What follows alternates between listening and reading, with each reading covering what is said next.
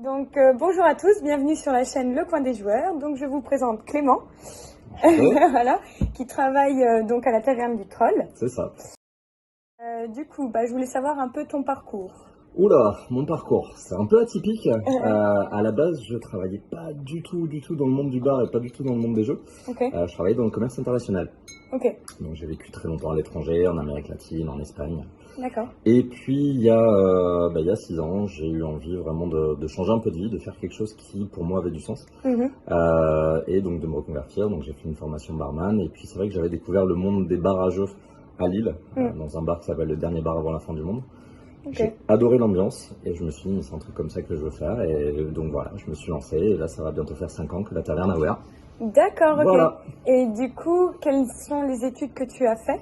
J'ai un master 2 en commerce international Ok, et j'ai étudié à Subdeco Montpellier, donc une école de commerce. ok. Et du coup, tu as travaillé dans le commerce. Exactement. Exactement. Et voilà, donc grosse reconversion pour ouvrir ça. Ok, Donc oui, j'ai travaillé très longtemps en Amérique latine, au Pérou. ok, Donc j'ai vécu pendant 5 ans et demi là-bas et je bossais comme responsable commercial pour la zone Europe. Donc ok. c'était une grosse boîte qui exportait des produits de la mer, donc des calamars géants, des noix de Saint-Jacques, enfin voilà. D'accord. Et je gérais du Portugal à la Russie. Donc, petit changement, ouais. Alors du coup, qu'est-ce qui t'a poussé donc à créer ce bar et combien de temps ça t'a pris? Alors, j'avais vraiment envie de changer de vie. Mhm. Il y a eu quelque chose qui m'est arrivé dans ma vie personnelle qui m'a fait me rendre compte que vraiment la vie est courte et qu'il fallait en profiter. Ouais, Et donc je me suis dit, j'ai adoré vraiment l'ambiance au dernier bar et je me suis dit vraiment c'est quelque chose comme ça que je veux ouvrir. Donc je me suis lancé, je dis allez c'est le moment et puis si ça marche tant mieux, si ça marche pas, tant pis, je me relèverai toujours et je ferai autre chose. Donc voilà, entre le temps d'analyser la faisabilité du projet, faire l'étude de marché, monter le business plan, etc. et trouver le local et ouvrir, il y en a eu à peu près pour 1 an. ouais. Et les travaux. Ok, donc c'est toi tout seul qui as tout investi, qui C'est as tout ça, fait.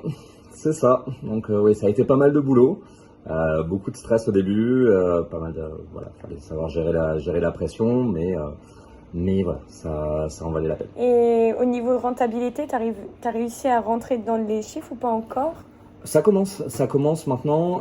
Après, c'est vrai que j'ai ouvert à une période un peu particulière parce que j'ai ouvert en septembre 2018.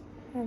Et à partir de novembre 2018, il y a eu le début des Gilets jaunes, ce qui veut dire que les samedis après-midi, il y avait beaucoup de manifestations sur Toulouse et donc les gens ne venaient pas trop au bar l'après-midi parce qu'ils avaient peur de se faire gazer, etc.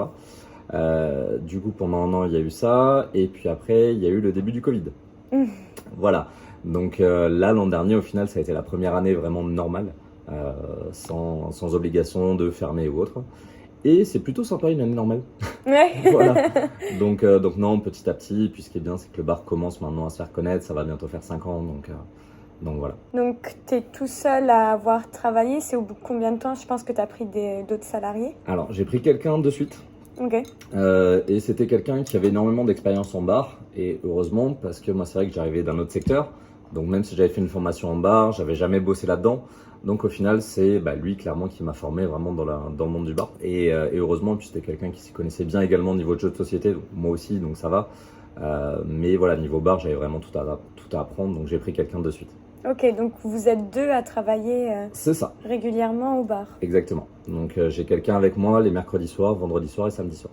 Donc les soirs où vraiment il y a le plus de monde. D'accord. Les mercredis parce qu'on a des événements organisés, des soirées loup-garou, des soirées quiz, et donc forcément il faut quelqu'un pour animer l'événement Mhm. et quelqu'un d'autre pour gérer le bar. Et puis le vendredi et samedi parce que vraiment c'est des soirs où il y a énormément de monde et il faut au moins 2 derrière le bar. Ouais, d'accord, ok. Du coup, t'es ouvert en fait toute la semaine, c'est Non, ça? je suis fermé les dimanches lundis. D'accord, ok. Voilà, non, j'ai besoin d'un peu de repos Oui, aussi les oui, week-ends. t'as le droit d'avoir une vie personnelle. Mais voilà, donc je suis fermé 2 jours par semaine. Donc tu travailles du mardi au samedi Exactement. et à partir de 18h ou C'est même ça. avant Donc mardi, mercredi, donc j'ouvre à 18h, c'est du 18h minuit. Jeudi, vendredi, 18h 1h. Et samedi, 18h, 2h du matin. Ok.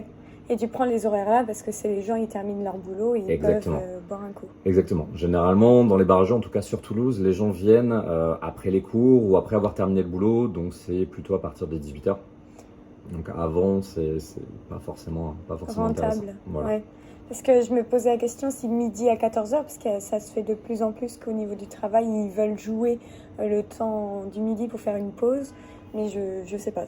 Là-dessus, je suis vraiment pas convaincu. Là, dans le secteur où je suis, c'est vrai qu'il y a pas mal de restaurants. Mais à part ça, je suis pas persuadé que les gens aient vraiment beaucoup de temps, en tout cas dans ce secteur, pour jouer entre midi et 14h avant de reprendre le boulot. Et pourquoi le nom La Taverne du Troll? Oula. La Taverne du Troll. Alors, déjà, c'est vrai que je suis rôliste, donc je fais beaucoup de jeux de rôle. Donc c'est vrai que l'univers un peu taverne, médiéval, j'ai toujours adoré cet univers un peu heroic fantasy. Les trolls, pareil, ça fait également partie de cet univers. Et c'est vrai que je suis également fan du donjon Nalbuck. Donc on s'est pas mal inspiré un petit peu de cette web-série pour le logo du troll. Et voilà, donc il y a pas mal de références dans le bar au donjon de Nalbuck. Et c'était pour les 1 an ou 2 ans du bar, à la fin de la soirée, tout le monde s'est mis à chanter Mon ancêtre Gurdil, donc une des chansons. Donc c'était assez sympa. Donc il y a des vidéos du coup sur le Facebook du bar pour montrer ça, c'était plutôt cool comme ambiance. Et quand tu as ouvert ton bar, est-ce que tu as eu tout de suite beaucoup de personnes qui sont venues ou ça a mis du temps, le temps que les personnes arrivent? Alors pour l'ouverture, il y a eu énormément de monde. C'était assez impressionnant, il y avait des gens qui faisaient la queue jusqu'à l'autre bout de la rue, donc c'était assez impressionnant. Après, c'est vrai que le temps que la réputation du bar se fasse, ça a mis quand même un peu de temps. Surtout avec les pauses dues au Covid, etc. Donc on m'avait prévenu en ouvrant un bar qu'il fallait bien 3 ans sur Toulouse pour qu'un bar vraiment commence à se faire connaître. Et je me suis rendu compte que, oui, clairement, donc, là maintenant, le bar commence à être connu, mais c'est vrai que ça a mis un petit peu de temps. Faire énormément de communication, et puis après, petit à petit, prendre le temps et laisser faire le bouche à oreille. Et t'as combien de jeux de société en tout? Alors, ça s'actualise assez souvent. Là, il faudrait que je fasse le compte exactement, mais je dois être aux alentours de 400 à peu près. Et on dirait pas comme ça, là, à vue d'œil, j'arriverais pas à donner un chiffre. T'as que la moitié, là. Là, il y a la moitié. 200 à peu près, ouais. Entre ici, t'en as là également, il y a l'autre moitié à l'étage. Et c'est tes jeux personnels que t'as ramenés ou comment ça s'est passé? Les deux. Alors, il y a des jeux à moi et il y a également des jeux, la grande majorité appartiennent au bar. Donc, t'es en lien avec des éditeurs qui te font des offres Alors, je fais partie d'un réseau qui s'appelle le réseau des cafés ludiques. Donc, je sais pas exactement combien de bars à jeux à l'heure actuelle on doit être en France à faire partie du réseau, mais je dirais une bonne 60aine. Et en fait, c'est un point d'entrée pour les éditeurs. Donc les éditeurs contactent directement le réseau pour mettre en avant certains jeux. Voilà, donc ça nous permet, nous les bars à jeux, de découvrir également d'autres jeux dont on n'avait pas forcément entendu parler et qui sont plutôt sympas à mettre en avant. Ok, et du coup on te les propose, tu commences à les connaître et après tu reçois le jeu, tu testes le jeu ou comment ça se passe? Alors ça dépend. Souvent dans les présentations des jeux des éditeurs, il y a des vidéos de gameplay, etc. Donc on voit déjà comment le jeu fonctionne. Et puis après, quand on reçoit le jeu, on le teste avec Thibaut, mon barman. Et puis après, voilà, on essaye de le mettre en avant, de le faire jouer en fonction des besoins des gens. Ouais, parce que j'allais dire, comment tu arrives à gérer d'être derrière le bar, donc servir les personnes, et en même temps, si des personnes te posent des questions sur les jeux. Alors, il faut savoir être multifonction. Il faut savoir faire plusieurs choses en même temps. Donc faire des cocktails et répondre aux gens, après, voilà, c'est une habitude. Et puis c'est vrai que dès que j'ai quelques petites minutes, j'essaye de me libérer pour aller voir les groupes, savoir si tout se passe bien, s'ils ont besoin de conseils ou de recommandations de niveau jeu. Voilà. Parce qu'il y en a pas mal, au final, ils arrivent, ils connaissent pas mal de jeux, donc ils prennent la boîte et puis ils se servent. Il y a de tout. Il y a aussi bien des groupes qui connaissent très bien les jeux et qui savent déjà à quel jeu ils veulent jouer, comme des groupes qui viennent en se disant on va jouer à des jeux, mais alors à quoi? Aucune idée. Et voilà, donc ils comptent aussi pas mal sur nous pour les aiguiller là-dessus. Donc là-dessus, il y a vraiment de tout. Ouais, puis oui, j'ai vu que tu avais classifié, tu as mis par famille, par ambiance, stratégie. C'est ça, en gros, il y a on a classé les jeux vraiment par catégorie, donc ça aide tout le monde à retrouver. Donc il y a stratégie, ambiance, jeu à deux, 6 joueurs et plus et famille. Donc comme ça, au moins, ça englobe pas mal et ça touche tout le monde. Ok. Et du coup, ça fait que tous les soirs, tu dois re-ranger les jeux. Oui. Oui, ça fait pas mal de boulot. C'est pour ça qu'on demande aux personnes s'ils peuvent remettre le jeu là où ils l'ont pris. Comme ça, au moins, ça aide tout le monde, en tout cas pendant la soirée, à retrouver les jeux en question. Parce que nous, on dit, voilà, le jeu, il est dans telle catégorie, à tel endroit. Mais c'est vrai que si les personnes l'ont déplacé, l'ont mis à l'autre étage, dans une autre catégorie, c'est toujours un peu plus compliqué durant la soirée de se libérer du temps pour aller chercher directement où le jeu a été mis. Ouais. Et du coup, tu connais tous les jeux. J'aimerais bien, j'aimerais bien, mais non. Ouais, là, sur les 400, je dois en connaître vraiment bien, 110, 120. Ouais, Et bon, je me rappelle vraiment les bases, globalement, une 30-40 de plus. ouais. Normalement, j'ai de quoi recommander dans toutes les catégories. Voilà. Après, non, je suis loin de connaître tous les jeux et il y en a pas mal auxquels j'ai pas eu le temps de jouer encore. Après, je vois que tu as beaucoup de unlock, mais en fait, on a Il y a, compris la il logique, y a quoi. tous les unlocks, ouais. Ah, tous. Ouais, ils y sont tous. Clairement, les unlocks, ça fait partie des jeux qui sortent le plus souvent. En tout cas ici, et je pense dans tous les D'accord. barrages. Ok. C'est vraiment des jeux que les gens adorent. Ouais. Bah oui, oui. Il y en a plein qui ne les veulent pas chez eux parce que... C'est ça, parce qu'une fois que tu as fait les 3 scénarios, tu peux pas vraiment les refaire. Ouais. Mais je sais qu'il y a pas mal de réseaux qui s'organisent pour échanger les boîtes également. Ah, d'accord, ok. Donc ça se fait pas mal sur Toulouse. Je pense dans pas mal de villes en France. Et toi, tu t'en fais partie ou pas Non. encore? Non, moi j'ai toutes les boîtes, donc du coup j'ai pas forcément intérêt à les échanger. Ok. Donc, et puis c'est vrai que j'en ai fait une bonne partie. Mais il y a aussi des joueurs que j'ai vus qui ramenaient leurs jeux de société Oui. au bar. Ça, il n'y a aucun problème. Il n'y a aucun problème. Voilà, faut juste que les personnes nous précisent, voilà, on est venu avec tel jeu. Mais sinon, il n'y a aucun souci. Donc Ok. on est loin d'avoir tous les jeux, donc forcément, si les gens veulent tester d'autres jeux que nous on n'a pas, ils peuvent très bien les ramener, il n'y a aucun souci. Et t'as pas trop de jeux abîmés? C'est le risque, hein.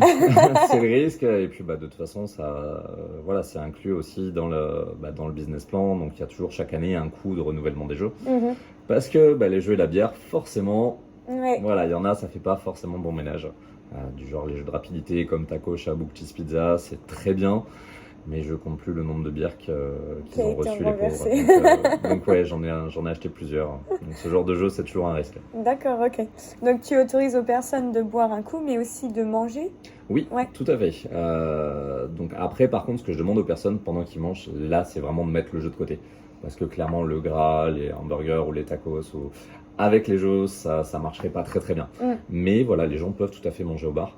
Moi, c'est vrai que ce que je propose, c'est vraiment du grignotage. Donc c'est saucisson, coupelle de bonbons. Donc voilà. Mais j'autorise les personnes à commander de la nourriture de l'extérieur et manger sur place. Ah, ok. Bah, c'est bon à savoir. D'accord, ok. Et du coup, qu'est-ce qui t'a motivé et poussé à faire tout cela? Comme je te disais, j'avais vraiment envie de faire quelque chose qui pour moi avait du sens. Ouais. Donc vraiment changer de vie. Donc j'ai bossé pendant longtemps pour d'autres personnes et c'était un milieu. Alors c'est intéressant le commerce international, hein, mais c'est un milieu de requins. Ouais. Clairement, la morale des fois c'est assez limite. Ouais. Et c'était pas quelque chose vraiment dans lequel je me retrouvais, je m'épanouissais. J'avais vraiment envie de faire quelque chose qui pour moi avait de l'importance et là au final j'ai ouvert un lieu où je vois que tous les soirs, les gens viennent, passent un bon moment, rigolent et kiffent leur moment. Et pour moi, je me dis, c'est plutôt cool ce que je fais. Au moins, les gens ici arrivent à être eux-mêmes, décompresser du boulot et passer un bon moment. Et voilà, pour moi, c'est vraiment important. T'arrives à donner le sourire aux personnes. J'essaye en tout cas. Et du coup, donc tout ce que t'as créé, t'en es fier. Enfin, t'es content de... C'est mon bébé. La taverne, clairement, c'est un peu... voilà, ma compagne me le reproche assez souvent que j'ai du mal à décrocher du bar. Donc même les rares fois où je prends des vacances, je suis toujours en train de checker mon téléphone, voir si j'ai des mails ou des messages sur les réseaux sociaux pour le bar pour continuer à y répondre. Donc voilà, j'arrive jamais vraiment à décrocher, je suis toujours... mais voilà, c'est mon bébé la taverne, donc forcément... T'arrives à prendre 5 semaines ou à peine une Oula. semaine dans l'année? Non, je prends... donc là, récemment, l'an dernier, c'était la première fois, vraiment, j'ai fermé un petit peu au mois d'août. Ok. Là, j'avais fermé 2 semaines et je ferme un petit peu pour les fêtes de fin d'année. Donc Noël, jour de l'an. Voilà, donc là, je prends au moins une semaine pour les fêtes. Ouais. Et voilà, donc là cette année, je sais pas exactement encore comment on va faire pour août. Soit on va fermer 2 semaines, soit on va rester ouvert, mais du coup Thibaut, donc qui travaille avec moi, va gérer pendant que je serai en vacances et que moi je d'accord, reviendrai, ok. lui, partir en vacances. Ok. Voilà, Et si vous on va avez toujours alterner, fonctionné comme ça? Alors Thibaut vient de commencer, D'accord. donc non, là ça va être vraiment le voir un peu comment il s'en sort sans moi, mais je pense qu'il y aura pas trop de soucis là-dessus. Oui, si tu lui fais entièrement Oui, il y a confiance. aucun problème. Ok, donc en fait, l'objectif, ça serait de réussir à créer du temps pour toi, en fait. C'est ça, c'est ça. Donc bon, c'est pas toujours évident, mais après j'aime ce que je fais, donc Donc voilà, mais c'est vrai que je termine les semaines fatigué. Ouais. Et t'as du temps pour aller au festival? Alors ça dépend lesquels, hein. L'Alchimie du jeu, donc le festival qui a tout le gros festival de Toulouse, oui. Tous les festivals à la périphérie de Toulouse, donc Colomiers, Blagnac, etc. Oui. J'y vais à chaque fois les dimanches, je passe toute la journée. Et quand il y en a sur le samedi après-midi, j'essaye d'y passer le samedi après-midi avant de venir bosser. Après, ceux qui sont un peu plus loin, donc Cannes ou le Fige ou autre, malheureusement pour l'instant, non, j'ai pas eu l'occasion. Parce que souvent, en tout cas, Cannes, ça tombe sur une période où j'ai énormément de monde. Ah oui, Et c'est une période où je peux pas laisser le bar. ouais, Pas en étant seulement deux, en tout cas pour l'instant. d'accord. Voilà. Donc ce sera l'objectif dans les prochaines années, pouvoir aller à Cannes, mais parce que je sais qu'il y a pas mal de membres du réseau des cafés ludiques qui y vont, donc j'aimerais bien les rencontrer au passage. Mais pour l'instant, j'ai pas eu l'occasion. Ok. Voilà, donc c'est dans les projets. Parce que j'ai jamais fait du coup le festival sur Toulouse, mais c'est Mhm. quand même c'est un gros événement, je C'est me un rends pas gros compte. festival, ouais. C'est Ouais. un des plus gros de France. Ok. Ça doit être le troisième plus gros festival de France, il me semble. Donc c'est vraiment quelque chose de très très gros. Ok, c'est en intérieur?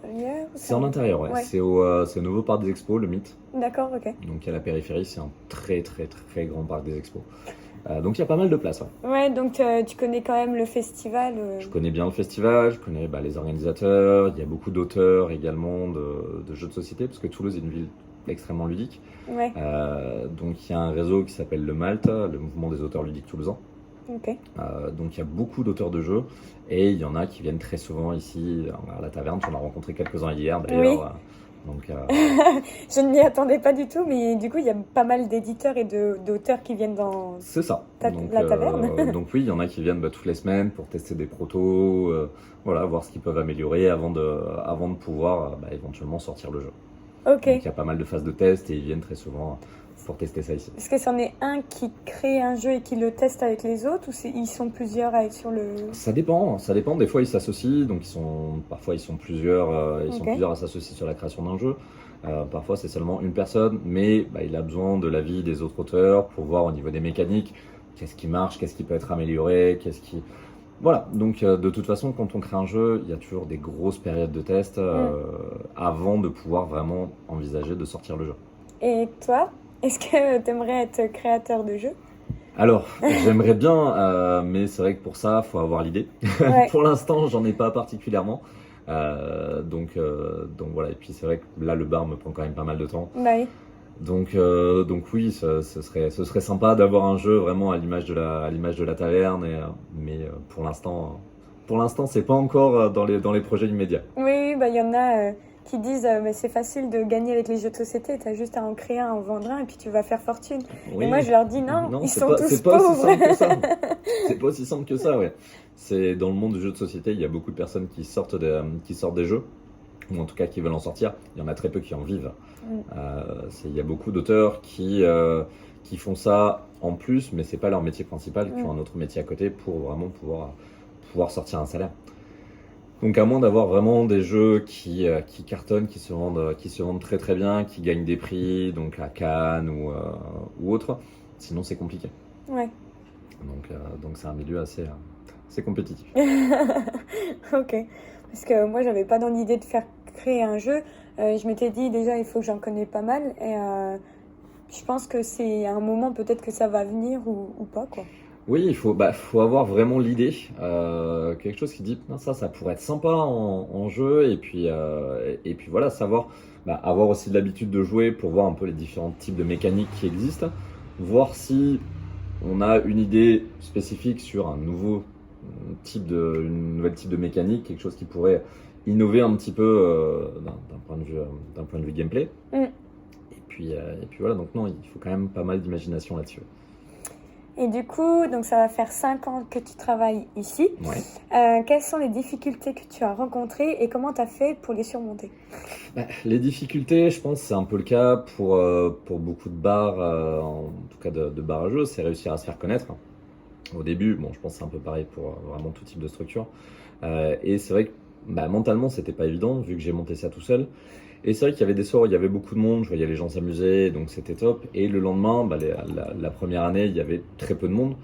Et là, je remettais tout en question, je disais mais qu'est-ce qui se passe? C'est peut-être moi qui fais pas bien les choses. Et en fait, non, c'est juste le temps que le bar arrive à se faire connaître, que le bouche à oreille se fasse. Voilà, ça prend toujours un peu de temps. Et même maintenant, au bout de 5 ans, bah, il y a toujours des soirs où c'est un petit peu plus calme. C'est comme ça. Oui, ça fait partie du jeu. Voilà, mais faut juste prendre ça en compte et se rendre compte que ça vient pas de soi, ça vient pas du bar. C'est bon, bah, il y a des soirs où les gens sortent un petit peu moins, genre les mardis, c'est toujours le jour un peu plus calme. C'est comme ça. Ok. Et au niveau des difficultés, au niveau, je sais pas, logistique ou la nourriture ou les boissons, pas trop de... Non, ça là-dessus, en tout cas moi de mon côté, il y a pas eu trop de soucis parce que bah, j'ai bossé longtemps dans le commercial. Ouais, Donc après, recherche de fournisseurs, la négociation, donc etc. ça tu connaissais déjà. Donc voilà, ça c'était quelque chose, même si je connaissais pas spécifiquement dans le monde du bar, c'était quelque chose que je maîtrisais déjà et que j'avais déjà l'habitude. Donc au final, ça n'a pas été trop un souci. Ok. Et puis après, de toute façon, bah, la carte se renouvelle chaque année. Mm. Chaque année, il y a bah, des cocktails ou des bières qui s'ajoutent à la carte, d'autres qui sortent parce qu'elles plaisent moins. Voilà, donc de toute façon, il y a toujours un roulement et voilà, on essaie de s'adapter un petit peu à ce que les clients aiment. Oui, parce que j'allais dire, ta carte, elle n'augmente pas. Bah, elle a pas mal augmenté ces dernières années, Ouais. surtout niveau cocktail. J'ai énormément de cocktails sur la carte, Ok. que ce soit avec ou sans alcool. Et un des concepts de la taverne, c'est que tous les cocktails qu'il y a ici, c'est des créations. Donc on ne fera jamais de caipirinha, de mojito ou autre, ça fait pas partie du concept. Et moi, c'est pas quelque chose qui me fait kiffer. Ok. J'ai vraiment envie que les gens viennent ici et se disent, bah voilà, les cocktails qu'on teste ici, c'est des cocktails qu'on pourra tester que ici. Et en plus, c'est vraiment des cocktails liés au personnage que je veux représenter. Ouais. Voilà, donc c'est vraiment une carte autour de l'univers pop culture geek. Donc sur la carte, tu vas avoir le Gryffondor, tu vas avoir le Gimli, tu vas avoir le Darkseid, le Yoda. Enfin, il y a un petit peu tout, il y a des références à énormément d'univers différents. Excellent. Et à chaque fois, le cocktail représente justement le personnage en question. Et est-ce que tu pourrais donner un exemple, par exemple, le Gryffondor? Alors, le Gryffondor, donc c'est un cocktail qui va être un peu jaune-orangé avec justement de la grenadine pour faire le rouge et c'est quelque chose qui va descendre, donc ça fait un peu le côté un petit peu magique. D'accord. Voilà, sinon par exemple en shooter, il va y avoir le filtre d'amour où c'est un shooter rose avec des paillettes. Tu vas avoir le Yoda en cocktail qui est un cocktail justement vert qui vraiment ressemble au niveau couleur à Yoda. Ok. Voilà. Ouais, c'est chouette, c'est original. Et du coup, les créations là, tu l'as fait avec le salarié ou c'est toi? Alors pour l'instant c'est moi. Ok. Après, bah, Thibaut, quand il va gagner un petit peu en compétences là-dessus, il pourra également créer des cocktails. Il faut juste avoir l'habitude Ouais. de voir bah, quel alcool se marie bien avec quel jus ou avec quel sirop ou qu'est-ce qui peut bien fonctionner ensemble. Et voilà, et puis après tester. Ouais, c'est ça Mais qui amène le petit piment. Tu fais pareil au niveau de la nourriture ou pas encore? Alors non, au niveau de la nourriture, vu que c'est vraiment du grignotage que je propose, là-dessus c'est assez limité. Ok. Et c'est vrai que bon, j'ai pas forcément de projet de développer vraiment cette partie nourriture parce que bah, là c'est vraiment un métier supplémentaire, donc il me faudrait quelqu'un à la cuisine vraiment dédié à ça. Mm. Et non, je préfère me concentrer vraiment sur ce que je sais faire, donc les boissons, et puis proposer pas mal de jeux, être là vraiment niveau conseil, et pas forcément développer la partie nourriture. Vu Ok. que de toute façon, j'autorise les personnes à commander de la nourriture de l'extérieur. Ouais, ça arrange les problèmes. Exactement. Et au niveau, quand tu as embauché la personne, ça s'est bien fait aussi? T'as pas eu de difficultés rencontrées? Bah, là, pour embaucher Thibaut, donc c'est vrai qu'avant lui, il y a eu quelques personnes, et au final, bon, qui n'ont pas forcément fait l'affaire pour le poste. Mhm. Et là, c'est vrai que je vois il y a vraiment une pénurie d'un point de vue main-d'œuvre dans le monde du bar, Ok. comparé à avant la période Covid. Ok. Avant la période Covid, c'est vrai que pour recruter, c'était vraiment pas compliqué, on recevait énormément de CV. Ah oui. Là maintenant, on en reçoit quand même moins comparé à avant. Ok. Après, je pense qu'en étant un bar à jeu, on est quand même moins à plaindre Oui. clairement qu'un bar classique parce que bah, c'est quand même plutôt sympa de passer sa soirée à servir des coups à boire, recommander des jeux, expliquer des jeux. C'est vrai que tous les soirs, on est amené à parler films, séries, animés, mangas, jeux de société. Enfin, il y a pire. Ouais. Et du coup, la plupart des personnes qui postulent pour travailler ici, je pense que souvent ils ont un minimum de notions au niveau des jeux de société. Oui, ça c'est vraiment un prérequis. Je préfère, donc là Thibaut par exemple qui a commencé il y a un mois et quelques, avait jamais bossé en bar. Ok. Par contre, il connaissait énormément en jeux de société, il avait bossé pendant un bon moment dans une boutique de jeux. Je préfère quelqu'un qui s'y connaisse vraiment en jeux de société et surtout qui se retrouve dans cet univers pop culture geek, Mm. plutôt que quelqu'un qui soit à fond formé bar, Mm. mais qui n'y connaisse absolument rien en jeux de société Mm. et que ça l'intéresse pas, et qui soit pas du tout dans cette optique pop culture. Ouais. Donc voilà. Ok. Et du coup, quels sont les projets que tu aimerais faire à l'avenir? Ouf, alors les projets que j'aimerais à l'avenir, donc là à moyen terme, ça va être me libérer les jeudis soirs moi à titre personnel Mhm. et que donc du coup Thibaut puisse gérer les jeudis soirs à ma place pour éventuellement voir ce que je peux faire par la suite d'ici quelques années. L'objectif ce serait d'ouvrir quelque chose d'autre, pas forcément un bar à jeux, mais quelque chose dans tous les cas dans l'univers ludique. Ok. Quoi exactement, pour l'instant, je sais pas. C'est un projet sous quelques années, mais j'ai cette idée en tête. Ok. Voilà, donc il me faudra un petit peu de temps pour pouvoir essayer de développer ça et voir ce qui peut être fait.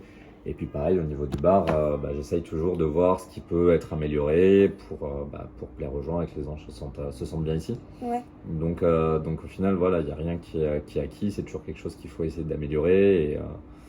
Et voilà, pour vraiment créer un safe space. Mm.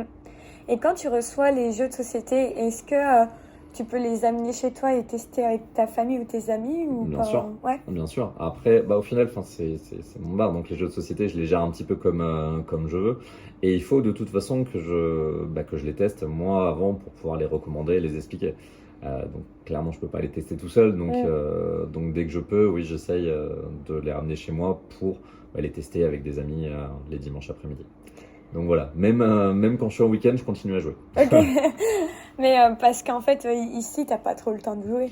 Moins, c'est vrai que la première année, j'avais un petit peu plus de temps.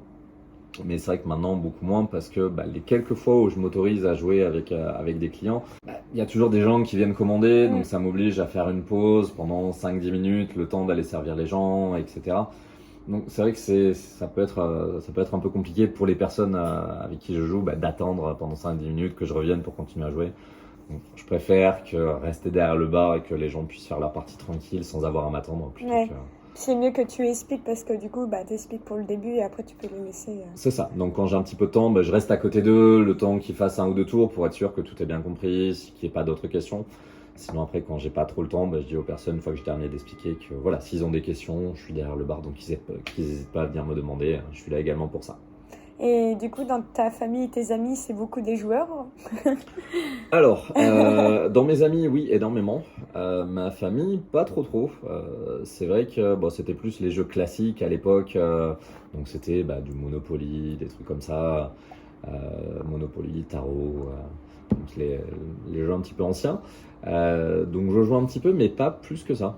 Ok. Pas plus que ça. C'est moins par la suite, quand je suis revenu d'Amérique latine, où vraiment j'ai commencé à jouer pas mal. Et puis au final, j'ai jamais arrêté. Voilà. C'est bien, t'as pas été dégoûté des jeux, et même Ah ça non, t'a je renforcé. continue. Donc, T'as toujours tout le temps joué en fait, ouais. Et depuis puis, tout petit.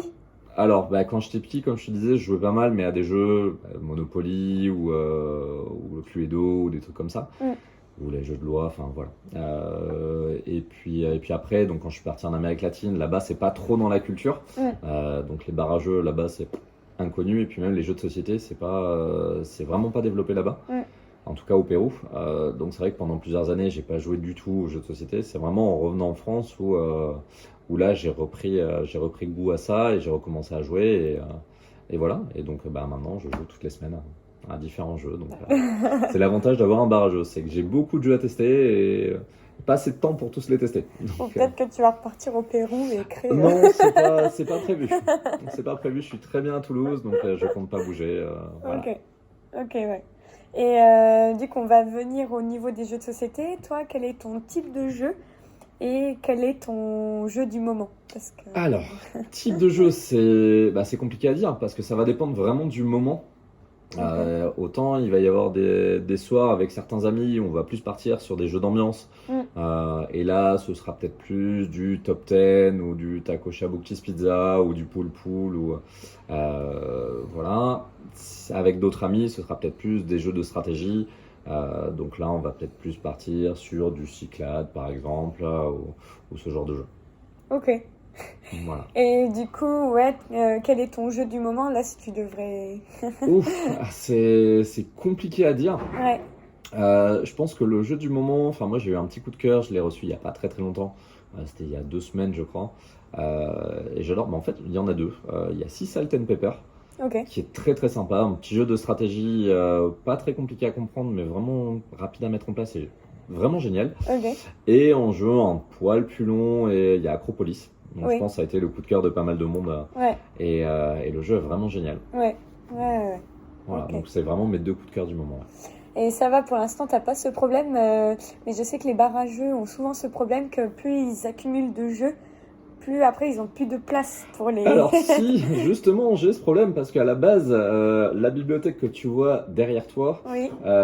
donc il y avait des BD et des mangas qui étaient en libre accès. Ouais. Et donc j'ai dû tout enlever parce qu'au final, les gens les lisaient pas trop. Ok. Donc la bibliothèque était remplie de BD, donc j'ai tout enlevé il y a 2 semaines pour ajouter tous ces jeux derrière. Donc ça m'a libéré un petit peu de place. Mais mine de rien, ça se remplit vite. Donc Bah ouais. donc je pense que d'ici quelques semaines, j'aurai de nouveau plus de place. Donc c'est du Tetris. Ouais. Voilà. Et puis bon, c'est l'avantage et l'inconvénient d'avoir des bibliothèques très profondes. Donc on peut mettre pas mal de jeux. L'inconvénient, c'est que des fois, il faut faire fouiller un peu pour les trouver. Ouais. Pour retrouver le jeu auquel tu as pensé, ça met un peu de temps, quoi. Pour l'instant, non. Mais c'est vrai que plus je vais avoir de jeux, plus je vais être obligé d'en mettre en profondeur. Et donc oui, il va falloir faire fouiller un peu. Ouais.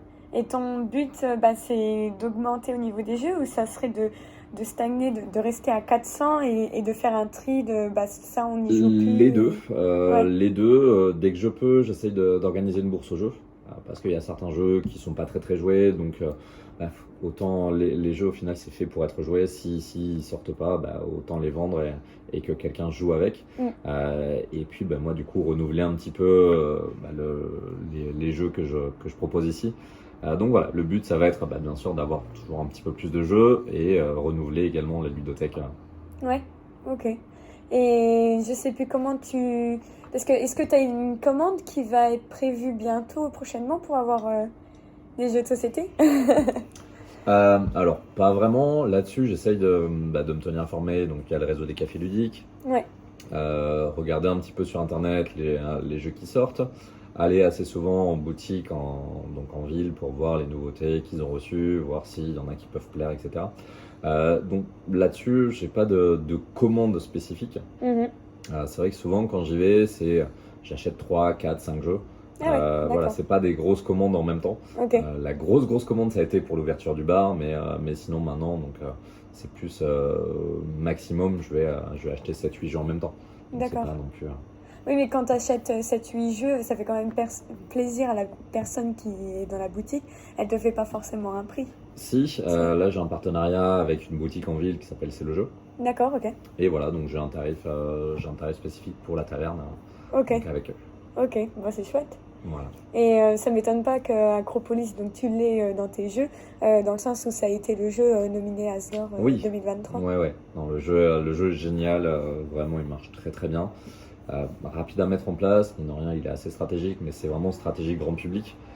C'est pas vraiment du jeu de stratégie expert. Mm. Mais tu as quand même pas mal de variétés, il y a pas mal de possibilités de gagner, donc il n'y a pas un gameplay plus fort que les autres, on va dire, comme ça peut être le cas dans certains jeux. Donc non, le jeu est vraiment bien équilibré, et puis en plus c'est quand même un auteur toulousain qui l'a fait, donc ça fait d'autant plus plaisir de pouvoir mettre ce jeu en avant. Ouais, c'est fou. Il y en a plusieurs en fait des auteurs toulousains, c'est ce que tu me disais. Il y a beaucoup d'auteurs toulousains, ouais. Il y a beaucoup d'auteurs toulousains qui font des très très bons jeux. Là, il y a Jérémy également, que tu as rencontré hier, qui a fait Dictopia, qui est un jeu qui s'est très très bien vendu donc lors de l'Alchimie du jeu, et je pense dans pas mal de festivals à Cannes également. Il a bien marché. Donc il y a beaucoup d'auteurs sur Toulouse qui marchent très très bien. Ouais. Et qui commencent à bien se faire connaître aussi bien en France qu'à l'international, donc c'est cool. Ah ouais, Ouais. Même à l'échelle européenne ou même Ouais, bien sûr. au monde, quoi. Bien sûr. D'accord, ok. Mais du coup, est-ce que tu essayes d'avoir quand même les jeux As d'or nominés de chaque année ou pas forcément? Alors, ça dépend des catégories. Ça dépend des catégories. Je vois en fait en fonction des types de jeux, du gameplay, si ça peut plaire à la clientèle que j'ai ici. Mhm. Parce qu'il y a certains jeux où clairement, je sais que même s'ils sont nominés à l'As d'or, ils vont peut-être pas forcément sortir ici parce que c'est trop expert ou c'est des jeux qui vont prendre 4-5 heures. Et ici, je ne veux pas parler des barrages en règle générale, donc je vais parler vraiment de la taverne, mais c'est assez rare que les gens se mettent sur des jeux de 4-5 heures. Ça va plus être des jeux maximum 2 heures, 2 heures et demie, mais plus que ça, c'est vraiment très très rare. Donc la grande majorité, c'est plus des personnes qui vont se mettre sur des jeux 1 heure, 1 heure, 1 heure et demie au grand max. Quelle est la définition que tu donnerais du mot joueur? La définition du mot joueur, oula, c'est très vaste. C'est très vaste. Bah, quelqu'un qui... Il n'y a pas une définition en fait de joueur, c'est quelqu'un qui a envie de passer un bon moment. Ouais. Aussi bien pour clairement poutrer la gueule de ses adversaires, hein, de ses amis. Donc moi personnellement j'en fais partie. Quand je joue à des jeux, c'est vraiment pour gagner et il n'y aura pas de pitié. Mais ça peut être aussi bien quelqu'un qui vient juste pour mettre le cerveau sur pause, déconnecter un peu du boulot et passer un bon moment et rigoler avec des amis. Donc c'est vraiment très vaste comme terme. Ouais. Et c'est ça qui est bien aussi. Bah oui, oui. Et du coup, quelle serait pour toi la définition du bon joueur? La définition du bon joueur. Ouais. Là-dessus, c'est une bonne question et j'ai pas vraiment de réponse. Quelqu'un qui va passer un bon moment et même s'il perd, qui va pas être mauvais perdant et retourner la table parce que bon ça va pas le faire. Non, mais voilà, qui vient pour passer un bon moment, rigoler et voilà. Et vraiment réussir à se lâcher aussi bien en jouant sur un jeu stratégique, un jeu d'ambiance. Et ça t'est déjà arrivé une soirée que ça parte un peu en vrille ou que quelqu'un s'énerve Non, que quelqu'un s'énerve, non, qu'il y ait des petites disputes dans un groupe, oui, c'est arrivé assez rarement. Ça arrive assez rarement quand même, mais oui, c'est arrivé, mais c'est jamais quelque minime. chose. Oui, ouais. voilà. Il n'y a pas eu de carte Non, cassée. c'est jamais quelque chose de très violent. Hein. Oh, Donc, ouais. non, c'est pas bien méchant. Okay. Généralement, les gens qui viennent ici viennent pour passer un bon moment, rigoler, pas pour se prendre la tête. Donc, c'est cool. Donc voilà. Du coup, tu connais quand même pas mal de joueurs. Ouais. Qui tu me conseillerais d'interviewer? Alors, en tant que joueur, là je peux pas vraiment te dire. En tant qu'auteur, tu en as vu plusieurs hier. Donc tu as Jules, donc, qui a fait Acropolis. Tu as Jérémy, comme je dis, qui a fait Dictopia. Tu peux avoir Johan également, qui gère les éditions Subverti. D'accord, ok. Donc justement, c'est la maison d'édition qui a édité entre autres Dictopia et qui là sort Biomos, donc un jeu qui est vraiment très sympa que je recommande. Donc qui là arrive incessamment sous peu, donc je crois que c'est la semaine prochaine qui va arriver sur le marché. Et voilà, donc sur Toulouse, il y a pas mal de personnes à interviewer. C'est ce que et je puis vois. éventuellement te rapprocher du Malte, donc le mouvement des auteurs ludiques toulousains. Donc il y a beaucoup d'auteurs, je pense, qui seraient ravis d'être interviewés. Bon, tant mieux. Voilà. On arrive vers la fin. Quel conseil tu donnerais aux joueurs? S'amuser.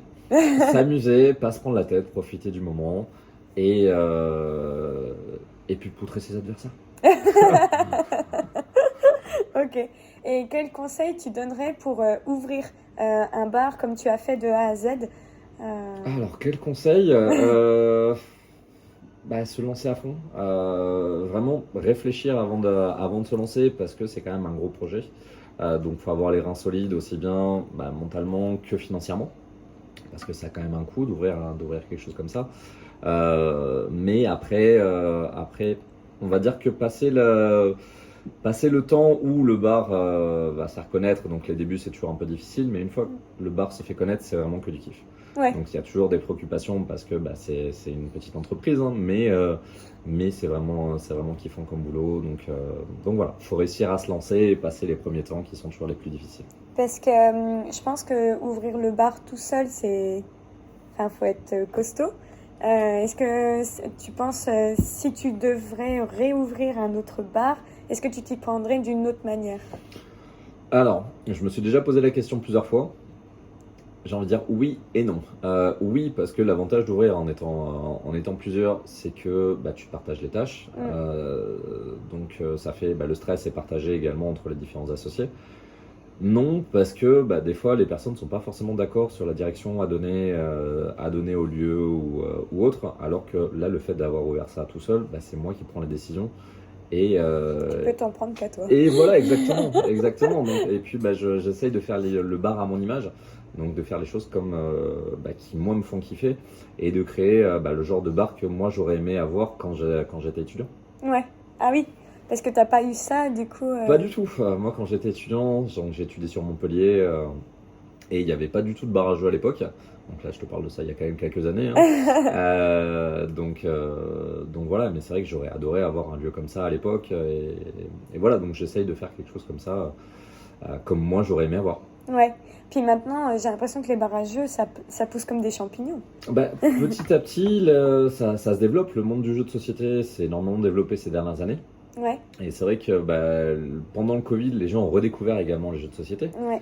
Parce que c'est vrai qu'avant le Covid, ça avait peut-être une image un peu ringarde pour certaines personnes qui avaient vraiment l'image des anciens jeux, le Monopoly, le Cluedo, le Scrabble ou autre, et qui ont redécouvert vraiment les jeux de société pendant le Covid, parce qu'ils cherchaient des nouvelles manières de s'occuper. Et qui se sont dit, au final, c'est plutôt cool les jeux de société, on délire bien, et voilà, donc ça a permis vraiment au plus grand nombre de découvrir ou de redécouvrir les jeux de société. Et donc maintenant, il y a de plus en plus de personnes qui kiffent les jeux, et voilà. Donc, tu as vraiment vu la différence entre avant Covid et après Covid? Oui. Juste après le Covid, ça a mis un petit peu de temps, parce que les gens étaient encore un petit peu frileux de sortir, etc. Mais maintenant, oui, clairement, on voit la différence. On voit qu'il y a pas mal de personnes qui ont redécouvert les jeux de société pendant le Covid. Ouais. Ok, super. Voilà. Merci beaucoup. Avec grand plaisir. Je sais pas si tu voudrais rajouter quelque chose. Non, là-dessus, pas grand-chose à rajouter. Juste, pour ceux qui veulent se lancer dans l'aventure des bars à jeux, faut se lancer et voilà, tenter le coup. Ça vaut vraiment la peine une fois que le lieu est créé, voir les gens rigoler, passer un bon moment. Vraiment, ça n'a pas de prix. Donc ça vaut vraiment le coup. Parce que je pense qu'aujourd'hui, tu as plus d'aide qu'auparavant, peut-être, non? Plus d'aide? Comme il y a plus de bars à jeux, peut-être que les villes poussent. Absolument pas. Ah ouais, d'accord. Non, là-dessus, il y a vraiment aucune aide, aucune aide de la part des villes. Par contre, c'est vrai qu'il y a pas mal d'événements. Il y a beaucoup d'associations sur Toulouse, beaucoup d'associations de joueurs. Il y a des ludothèques. Il y a pas mal de boutiques de jeux. Donc voilà, on se connaît tous un petit peu et voilà. Mais en soi, des aides de la part de la ville, ou non, ça, il y en a pas. Et vous êtes beaucoup à avoir des boutiques, des bars à jeux sur Toulouse ou pas trop? On est 4. Vous On est êtes 4 bars à jeux sur Toulouse et un à la périphérie de Toulouse, sur Pau. Ok. Et Voilà. du coup, tu les connais ou pas trop? On se connaît tous très bien sur Toulouse. Généralement, chaque année, on anime un événement en commun à l'Alchimie du jeu. Ok. Bon, là, cette année, manque de bol, ça n'a pas pu se faire, mais c'est que partie remise pour l'an prochain. Ok. Mais on se connaît tous très bien et on s'entend tous très bien, donc ça, c'est vraiment sympa sur Toulouse. Et vous êtes tous situés à des... On est tous situés à des endroits différents. Ok. Et chaque bar à jeu sur Toulouse a son cadre qui lui est propre. On ne propose pas du tout la même chose, mis à part le fait qu'on a des jeux. Ça, c'est vraiment le point en commun. Mais sinon, chaque bar à jeu va avoir vraiment son cadre et son ambiance qui lui est propre. Donc au moins, chaque joueur va trouver le bar à jeu qui lui correspond. Donc c'est l'avantage sur Toulouse. Ok. Merci beaucoup, Clément. Avec grand plaisir. Et puis, n'hésitez pas à dire ce que vous en avez pensé de cette interview pour ceux qui ont suivi jusqu'au bout. À en mettre en commentaire. Et puis, vous êtes les bienvenus à la Taverne du Troll à Toulouse. Voilà. Merci. Avec plaisir. Donc, merci d'avoir regardé la vidéo jusqu'au bout. Donc, je vous invite à vous abonner à la chaîne et surtout aller à la Taverne du Troll à Toulouse si vous avez l'occasion. Et aussi, si vous voulez découvrir de nouveaux jeux de société, voici les 5 meilleurs jeux de société qu'on vous conseille qui ne sont pas chers. Et à côté de ça, je vous invite à vous abonner à la chaîne, à mettre en commentaire l'un des meilleurs jeux de société que vous avez testé jusqu'à maintenant, et surtout le meilleur bar à jeux de société que vous avez testé jusqu'à maintenant. Merci pour tout et je vous dis à la prochaine.